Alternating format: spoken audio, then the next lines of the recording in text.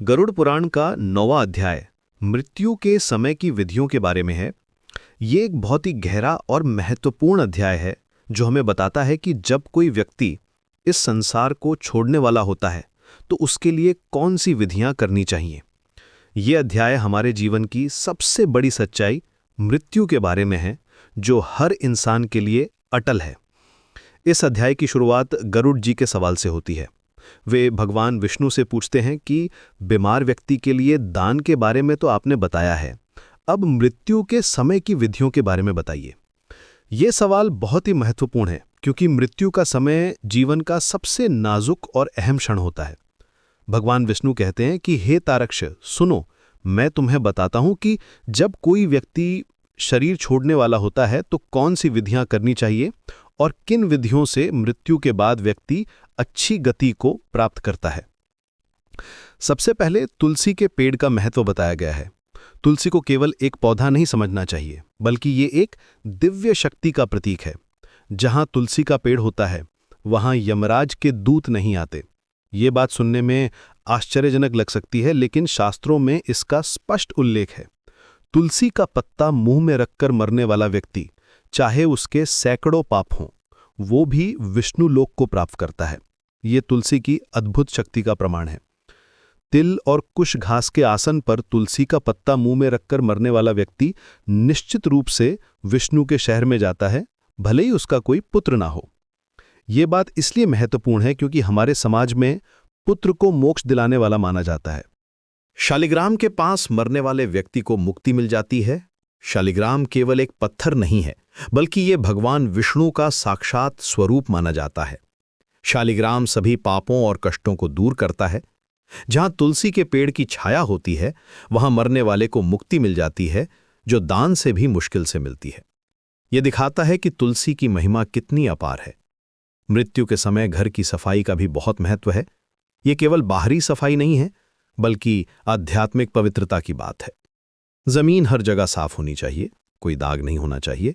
अगर कोई दाग है तो उसे साफ करके मिट्टी से लीप देना चाहिए। ये परंपरा हमारे पूर्वजों की गहरी समझ को दर्शाती है। अशुद्ध जगह पर राक्षस, भूत प्रेत और यमराज के दूत आते हैं। इसलिए बिना इस सफाई के अग्नि में आहुति, श्राद्ध, ब्राह्मणों को भोजन, देवताओं की पूजा नहीं करनी चाहिए और ना ही मरने वाले व्यक्ति को जमीन पर लिटाना चाहिए। ये नियम दिखाता है कि पवित्रता कितनी महत्वपूर्ण है। जब सांस निकलने का समय आता है तो व्यक्ति को उपवास करना चाहिए। ये केवल खाना ना खाने की बात नहीं है, बल्कि मन को शुद्ध करने की प्रक्रिया है। सांसारिक चीजों से मन हटाकर त्याग की भावना अपनानी चाहिए। ये बहुत कठिन काम है, लेकिन जरूरी है। जो व्यक्ति गले में सांस रहते हुए कहता है कि मैंने सब कुछ त्याग दिया है, वह मृत्यु के बाद विष्णु के शहर में जाता है और फिर से पृथ्वी पर जन्म नहीं लेता। ये मोक्ष की अवस्था है। प्राणवायु के निकलने की प्रक्रिया भी बताई गई है। यह एक बहुत ही सूक्ष्म विज्ञान है जिसे समझना आसान नहीं है। जब ऊपर जाने वाली और नीचे आने वाली प्राणवायु अलग हो जाती है, तब सूक्ष्म रूप में प्राणवायु निर्जीव शरीर से निकल जाती है। यह प्रक्रिया बहुत ही रहस्यमय है। जब प्राणवायु का स्वामी चला जाता है तो शरीर समय से मारे गए बिना सहारे के पेड़ की तरह गिर जाता है। यह उदाहरण बहुत ही सुंदर है और मृत्यु की वास्तविकता को समझाता है। प्राणवायु के निकलने के बाद शरीर अछूत और घृणित हो जाता है। यह प्रकृति का नियम है। उसमें जल्दी ही बदबू आने लगती है और सभी लोग उससे नफरत करने लगते हैं। यह दिखाता है कि शरीर केवल आत्मा का घर है, उसकी अपनी कोई महत्ता नहीं है। धर्मात्मा व्यक्ति के प्राण ऊपरी द्वार से आसानी से निकलते हैं। यह बहुत महत्वपूर्ण बात है। मुंह, आंखें, नाक और कान, ये 7 द्वार हैं जिनसे अच्छे कर्म करने वाले लोगों के प्राण निकलते हैं। योगी लोग सिर के छेद से निकलते हैं।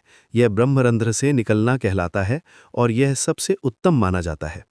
जो व्यक्ति धर्म के अनुसार विधियां करता है उसके लिए देवताओं के दूत आते हैं। यह दृश्य बहुत ही मनोहर है। वे चमकते हुए पंखों से सुशोभित होते हैं और अनगिनत घंटियों से सजी हुई रथ लेकर आते हैं। उनकी सुंदरता का वर्णन करना कठिन है। वे सच्चे धर्म को जानने वाले, बुद्धिमान और हमेशा धर्मात्माओं के प्रिय होते हैं। वे विधियां करने वाले व्यक्ति को अपने रथ में बिठाकर ले जाते हैं। यह सफर स्वर्ग की यात्रा है। वह महान व्यक्ति चमकते हुए शरीर के साथ चमकदार कपड़े और माला पहनकर, सोने और हीरा के आभूषणों से सुशोभित होकर दान के प्रभाव से स्वर्ग को प्राप्त करता है और देवताओं द्वारा सम्मानित होता है। ये सब उसके जीवन भर के अद्वितीय दान के फल के रूप में होता है।